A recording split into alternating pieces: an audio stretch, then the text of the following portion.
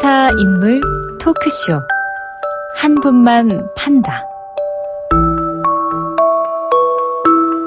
네, 한 명의 인물과 그를 둘러싼 이슈를 끝까지 파보는 시간입니다. 시사인물 토크쇼 한 분만 판다 시작할 건데요. 여러분들 혹시 궁금한 사항 있거나 물어보고 싶으신 내용이 있으시면은요, 단문 50원, 장문 100원에 샵 0945, 우물정 0945, 저희 94.5 그 메가헤르츠 번호죠. 0945로 연락을 주시면 언제든지 저희가 반영하겠습니다. 그리고 YTN 보이는 라디오 혹은 YTN 실시간 라디오 이렇게 치면 유튜브에서 또 보실 수 있습니다. 참여 많이 해주시고요. 자, 오늘 함께 하실 두 분 소개하겠습니다.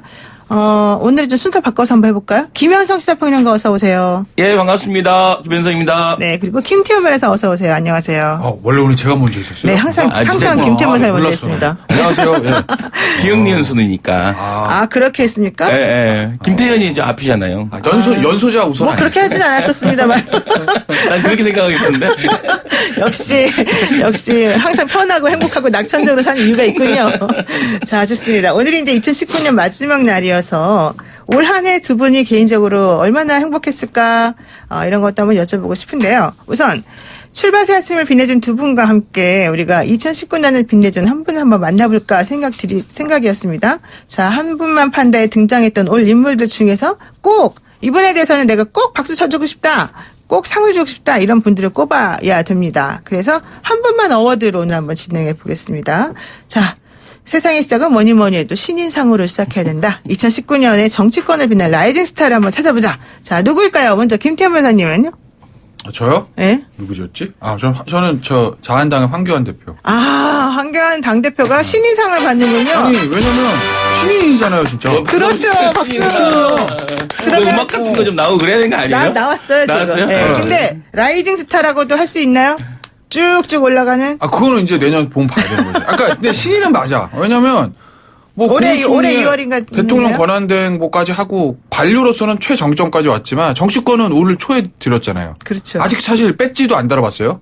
근데, 어쨌든, 대한민국 정치 역사상 원외인데, 등판하자마자 제1야당 대표된 사례는 없는 걸로 알고 있어요, 제가. 그러니까 이분은 전생에 나라를 구하셨을까요? 왜 이렇게 관운이 많으실까요? 네? 이것도 관운이라면 관운 진짜 많은 분은 지금 청문회 준비하고 계시고 정석윤 총리 후보. 관운은 그분한테는 안 되지. 가쁜 그럼. 그럼 뭐 어쨌든. 자, 어쨌든 그러면 김태현 변호사님 일단 황교안 당대표 뽑았었고, 그 다음에 김현성 평론가는 누구를? 저는 이제 뭐 좀 신인이기도 하고 잘 모르실 수 있는데 원종건 씨라고 얼마 전에 지금 민주당에서 영입 2호로 한 분인데 저는 다른 의미가 아니로 그분이 정치권에 내놓은 메시지 자체가 상당히 신선했다. 그러니까 그분이 어제인가 그 이름이 올라가는데 신인상 주는 거야. 그동안 1년 동안 한 사람들 뭐야? 충분히 가능합니다. 그러니까 이게 우리 20년에 연예대상, 연기대상도 그 항상 11월, 12월, 13일, 아니 예를 들면 하반기에 시작됐던 드라마나 작품들이 항상 연예대상, 연기대상 되거든요. 그러니까 이번에 보니까 신인상은 그 원종건 씨가 받을 수밖에 없는 게 이분이 이제 그런 얘기를 했더라고요.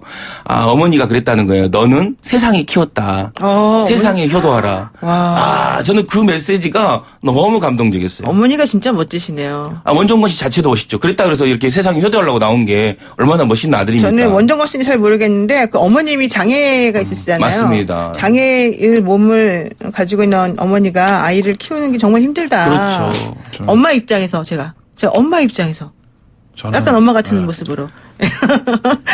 원종건 씨 어저께인가? 일요일 날 나왔죠. 저는 일요일 날 속보를 봤거든요. 저는 그 속보를 보면서 어떤 생각이 들었게요? 어떤 좋은 얘기 하세요? 표정이 안 저는 훈훈하게 얘기하시죠. 아니, 진짜 저는 가슴이 덜컥. 왜? 딱 내려앉으면서. 뭉클이에요? 아니면 덜컥이에요? 덜컥. 왜? 와, 민주당 잘하는구나. 진짜로. 그럼 뭉클해야지 왜 덜컥이에요? 아니, 그러니까 정파적인 입장에서. 정파적 입장. 야, 역시. 정파적 입장에서. 민주당 잘하는구나. 그러니까 이제 이게 어떻게 보면은 여당이 좀 힘이 있으니까 할 수도 있는데 어쨌든 여당이든 자유한국당이든 민주당이든 지금 저 총선에 신경 못 써요. 겉으로는 이 선거법이나 패스트트랙 여의도에서 싸우느라고.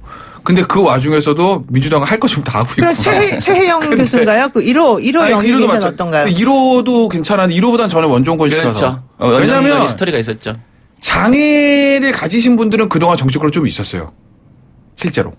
그죠? 장애를 가지신 분들이 뭐 이제 영입에 대해서 비례대표 1번, 2번 받는 게 있었는데 청년들은 많지는 않았거든요. 근데 사실은 솔직히 말씀드리면 이게 뭐 예전에 여당도 그렇고 지금 야당도 그렇고 청년이라고 해서 이제 영입을 되는 분들을 보면 청년은 맞는데 그러니까 우리가 이런 거 있지. 좀 표현하기 그런데 어떤 청년인 건 좋은데 과연 이 사람을 국회에 데려다 놨을 때 제대로 일을 할 수 있을까라는 어떤 전문성이나 능력 면에서는 조금 퀘스천 마크가 붙는 사람들 꽤 있었거든요. 근데 원종건 씨는 직업도 좋아. 맞아요. 제가 뭐 직업으로 차별하자는 얘기가 아니라 그냥 저는 이제까지 그냥 청년에서 사회 활동만 했어요. 이게 아니라 그러니까 시민단체 활동만 했어요. 청년단체 활동만 해서 이게 아니라 번듯한 자기의 분야가 직장에서, 있어. 네, 그렇죠. 홍보 쪽 네, 분야가 있어 자기 분야가. 네. 물론 뭐 나이가 있으니까 그 분야에 오랜 경험을 가질 수는 없는 건 물리적인 한계는 당연히 있을 수 있지만 그게 중요한 게 아니라 그래서 보면 스토리. 그다음에 나름의 전문성. 그럼 그에 비해서 한국당은 어떻습니까? 지난번 박찬주 대장 나한테 영입과 물어봐 그거를 너 어떻게 알아? 박찬주 대장 영입과 또 그 신보라 의원의 뭐 그 관련자를 또 영입하면서 청년에 대한 문제가 있었는데. 그러니까 그런 예. 제가 뭐 누구 하나를 또 특정해서 비교하기 좀 그런데 한국당에 예전에 있었던 뭐 청년 목소리 네. 영입했던 분에 비해서는 당파 이런 거 떠나서 원정구 신선하고 씨가 좋다. 훨씬 우월하다. 그러니까 우월하다. 우월하다는 게 이게 제가 총선의 후보를 평가하는 입장에서 봤을 때는 그래서 민주당이 총선 전략을 굉장히 잘 짜고 있고 무섭게 준비를 하고 있구나. 그래서 저는 그런 의미에서 정파적인 입장에서 가슴에 덜컥 내려앉아. 그래서 신인상은 원정건 모 씨가 주는 걸로. 인사들한테 그 기사를 링크를 하면서 어쩌실 겁니까? 이렇게 저한테 제가 왜 안 보냈어요? 아니 그러니까 우리 쪽 있는 사람한테 그 기사를 보내면서 어쩌시겠어요? 이제 앞으로 이거를 그랬더니 뭐래요? 예? 그 인사가 뭐래요? 답이 없으시던데. 좋습니다. 지금 김태범 사장님 약간 탈당 의사가 있는 것 같이 그러니까 보여집니다. 신인상은 원정건한테 주는 걸로 하세요. 아유, 그냥. 어차피 지금 답이 없어. 됐습니다. 자, 2번 여쭤보겠습니다. 자, 2019년 정치권 포토제닉상 가장 인상적인 한 장면을 남긴 인물이 누굴까요? 두두두두두두두두두. 저는 단연 이은재. 단연 이은재 단연. 나왔습니다. 단연. 네, 단연. 단연 이은재 그러니까 의원 이번 나왔습니다. 어찌됐든 국회에서 그 법안 통과하는 걸 막는 온몸으로 과정에서 저지하시는. 온몸으로 저지하면서 일종의 셀프 성희롱을 예를 들면 만들어내는 그러니까 네. 마치 문희상 의장이 본인을 예를 들면 성희롱하는 것이다라고 얘기 막 하는 이게 본인이 막 문희상 의장을 막 옆구로 치잖아요. 막 아마 아프셨을 거예요. 제가 봤을 때 어르신이라서. 근데 참 진짜 단연 그 표정이나 그 목소리나 뭐 거의 제가 봤을 때는 뭐 확신적으로 말씀하시는 것 같은데 목소리도. 네, 목소리도 네. 단연 뭐 저는 이은재 의원이다. 자, 어떻게 보십니까? 우리 김태현 변호사님은? 저는 여기 원고에 황교안의 트블럭 이렇게 있어가지고 이걸로 할게요.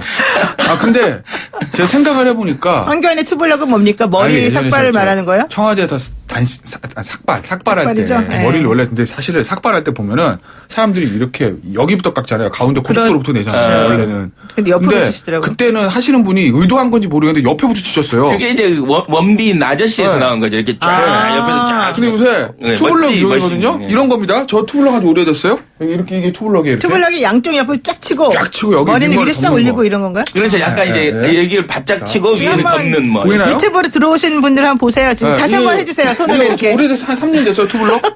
원장님 바꾼다부터. 위에서 잘라버려 그냥. 거기도 이렇게 색깔 칠해야 되는 거 아니에요? 염색? 삭발해버려 그냥 있는데, 이참에. 말이야. 이참에 삭발해. 그냥. 네, 근데 공수처도 통과했는데. 안 제가 돼, 변호해야 되는데 저렇게 하면 안 돼요. 예. 이거 내가 뭐라고요? 변호사가 머리를 이렇게 색깔 칠하고 이러면 안 돼요. 안 돼. 저 근데 저 판사님들 싫어해. 근데 제가 이 투블럭 얘기는 보고 이제 우리 황 작가가 원고에 잘 썼다 이거. 이름 말해줘요. 황순영이라고 해주세요. 순명 아니야? 앵커가 메인 작가 이름도 몰라. 그거 뭐 황순명. 어쨌든 네. 그래가지고 하는데 이거 제가 왜 이걸 뽑았냐면 뭐 황교안 대표가 단식을 삭발을 잘했다 이런 걸 떠나서 네. 요새 그 유권자들이 접근하는 방식이 예전과 완전히 다르다. 왜요? 그러니까 예를 들면 황교안 대표가 이렇게 삭발했을 때 기존의 정치부나 이런 데서 기존의 어떤 언론계나 정치권에서는 삭발이 잘했니 못했니 뭐 제1야당 뭐 대표가 삭발하는 게 맞아 또는 야 오죽하면 하겠어 이런 생각 때만 했거든요. 그렇죠. 근데 우리 젊은 유권자들은 야 투블럭 야 괜찮네. 이걸 가지고 무슨 뭐 게리 올드만 사진에 붙이고 이런 누가 그래? 누가 젊은 유권자 누가? 그런 것들 짤들이 돌아다녔잖아요. 그러니까 제가 봤을 때는 그걸 가지고 황교안 대표의 단식을 지지한다 반대한다 이걸 떠나서 정치인들에 대해 접근하는 방식들이 그렇죠. 기존에 우리 기존 맞아요. 기성세대들이 가지고 있는 것과는 좀 다른 접근 방식들이 있구나. 젊은 네. 유권자들은. 그렇다면 내년 총선의 전략을 짬에 있어서도 네. 기존의 어떤 문법을 가지고서는 접근하는 것보다는 뭔가 좀 그들의 방식대로 접근할 필요도 있겠다라는 생각도 좀 들더라고요. 이거 보세요. 그걸 지금 보면서. 문자 주신 7834님께서요. 아, 올 한해 두 분 정말 친해지셨군요. 처음에 엄청 많이 다투시더니요. 그런데 또 8328 쓰시는 분께서 그것이 진짜 협치입니다. 그렇죠. 우리는 뭐 거의 뭐. 네, 좋습니다. 자, 세 번째. 이거는 제가 정말 궁금해하는 겁니다. 잘 들어보시고 대답해 주세요. 번외편이에요. 정말 운이 따라주지 않는 정치인. 운이 1도 없다. 뒤로 넘어져도 코가 깨지고 콧물이 나온다. 자, 누굽니까? 두두두두두두두. 왜? 누구예요? 번외편에서 지금 운이 엄청 없는 사람. 우리 없는 사람이요? 아, 나 그거 진짜 모르겠다. 생각 안 해봤어요? 네. 아, 이렇게 또 순발력 떨어지게 또. 아, 근데 원래는 이거 하면은 대표적인 게 원래 손학규 대표 그렇지. 들어야 되거든요. 오는 손학규였죠. 근데 네. 손학규 대표가 올해는 어쨌든 밥 안 드시고 며칠 계신 다음에 선거법 통과시켰으니까. 그렇죠 일단. 그러면 일단 우리 운이 안 따라주신 분은 아니고. 아, 그렇죠. 아니, 그럼 운이 없는 일단 거예요, 그러면? 올해는 본인이 그동안 이루고 싶었던 걸 이뤘으니까. 좋아요. 자, 그럼 김현성 선수가는. 저는 운이라고 해야 될지는 모르겠는데 아무튼 박원순 시장이 조금 올해 좀 이렇게 힘들었다. 왜요? 여러 박원순 시장 가지로. 지금 잘 나가고 있는 거 아닙니까? 아이, 전혀 그렇지 않죠. 아, 저는 이제 맞아. 제가 봤을 때 제로페이도 타이밍상 보면 일반 그 핀테크 시장에서 굉장히 수수료가 낮아지고 간편 결제가 보편화될 시점에서 아. 정부가 그냥 뭐 플레이어가 되겠다고 쭉 들어가갖고 네. 결국은 지금 고전하고 있는 거지 않습니까? 그것도 있고 좀 이렇게 부동산 공영제 이것도 사실 좀 가쁜 느낌이 있어요. 예, 가쁜 왜 갑자기? 뭐 이런 느낌이 있어서 네. 저는 이제 박원순 시장을 뭐 운이라 어렵지만 아무튼 박원순 시장을 좀 꼽고 싶어요. 예. 박원순 시장은 운이 없다? 글쎄, 좀, 그러지 않나요? 운이라고 보기는 어려운데 아무튼 좀 어렵고 고난의 정치인이었다. 올 한 해. 좋습니다. 잘 안 풀리는 정치인이었다. 죄송한데 내년에도 고난을 겪으실 것 같아요. 아, 왜냐면 왜요? 왜? 아주 악담을 해요. 아니 왜냐면 이제 약간 정책들 발표하시는 게 좀 네. 비현실적인 것들이 좀 있어요. 예를 들면 뭐 서울 부동산 공유제 뭐 이런 그러죠. 것들이 보면 네. 글쎄 뭐 의도는 알겠으나 이 현실 가능할까? 근데 이제 유권자 냉정하거든요. 그리고 일단 국민들은 네. 시민들은 네. 10년을 한 박원순 시장을 생각하는 거예요. 그러니까 10년 동안 뭐 했냐. 이게 댓글을 주로 보면 10년 동안 뭐 했냐. 그리고 박근혜 정부 때는 왜 가만히 있다가 문재인 정부 때 마치 무슨 정부가 잘못해서 서울시에도 권한을 안 줘서 부동산 문제를 이렇게 만든 것처럼 얘기하느냐. 뭐 이런 식의 약간은 시니컬하게 받아들여요. 그러니까 저는 장재원 의원을 꼽겠습니다.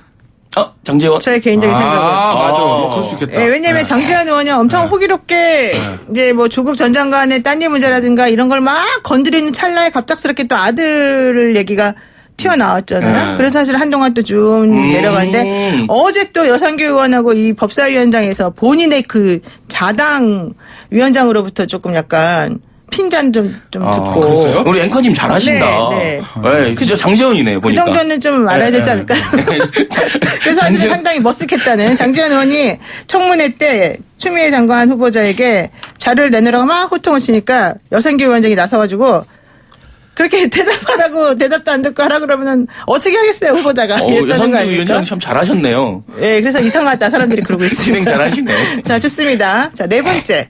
자, 이번에는 두 분이 뽑은 2019년 올해 인물은 누구입니까? 상을 준다면? 김현성 평론가님은? 저요? 저는 뭐 개인적으로 대중문화는 동백이나 팽수한테 줘야 되는 거 같지 않나라는 생각하는데 네. 정치권으로 본다면 이낙연 국무총리를 뽑고 싶다. 아무튼 올 한 해 네. 여러 가지 면에서 조용하지만 굉장히 어떤 의미 있는 행보들을 모든 걸 성공으로 다 마무리시킨? 그렇죠. 그리고 이번에 이제 만약에 정말로 국무총리 이렇게 그 교체 과정에서 큰 문제 없이 청문회 끝나고 1월 16일 전에 만약에 그만둘 수만 있으면 가장 베스트다라고 봅니다. 그렇군요. 우리 김태현 변호사님 어떻습니까? 베스트 상이요? 네. 조국 전 장관. 조국 전 최다 장관이요? 아이템 메이커상. 그러니까 아이템? 방송하는 사람들한테 아이템 많이 만들어주는 사람 최고예요? 아니에요? 그래요?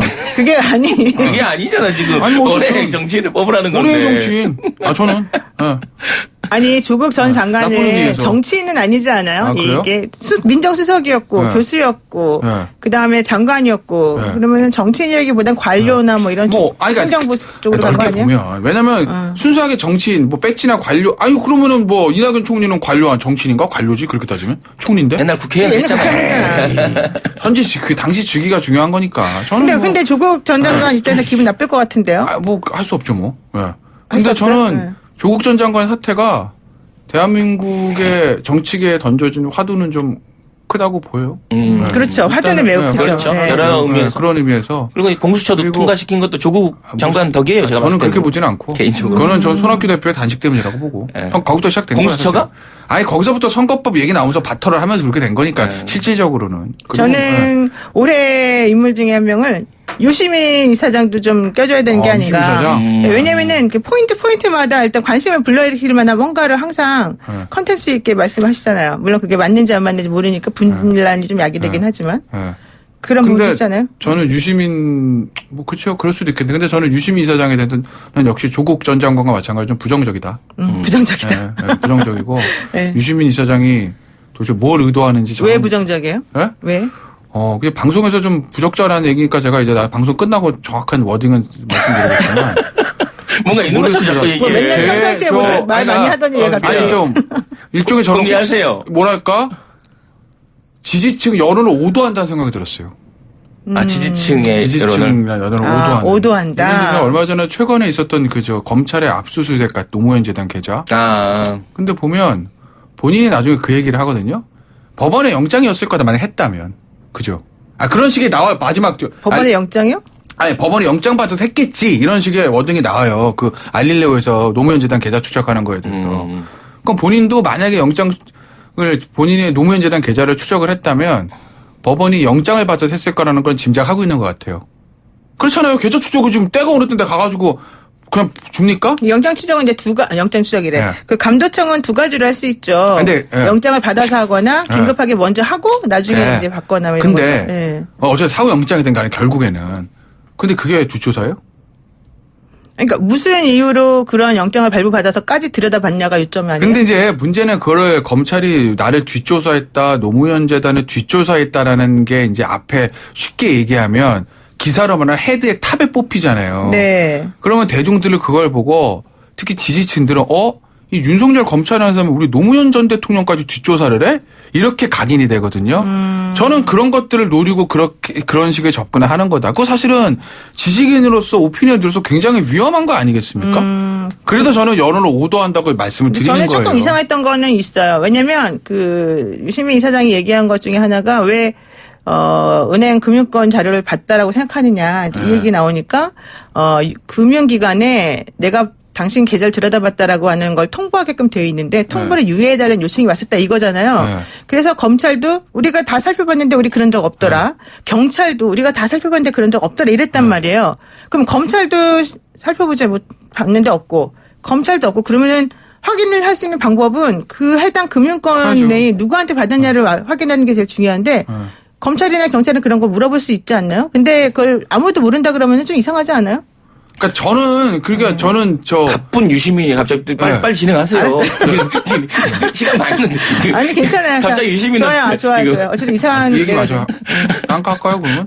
아니 그리고 유시민 이사장도 맞고 조국 전 장관 같은 경우 아까 제가 말씀 안 드렸는데 글쎄 모르겠습니다.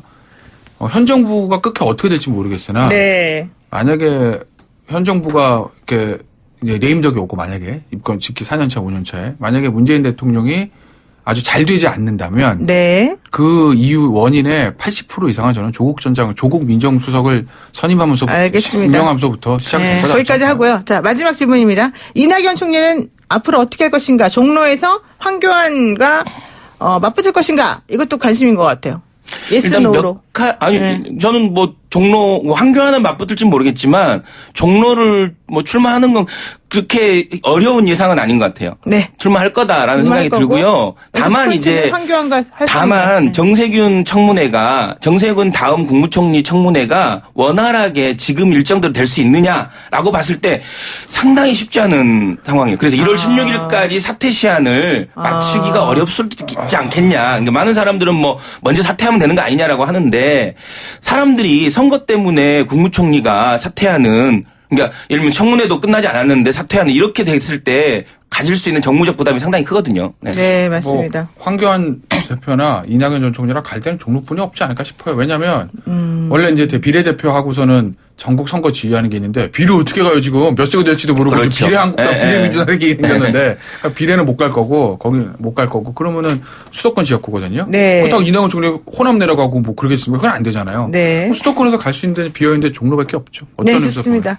자, 지금까지 2019년의 마지막 한부만 판다. 우리 아디오 2019 한부만 판다 어워드를 마치겠습니다. 고맙습니다. 네, 새해 복 많이 받으세요, 청취자 여러분. 네. 감사합니다. 우리 내년에 만나요. 네, 네. 김영성 시사평론가 김태현 변호사 함께했습니다.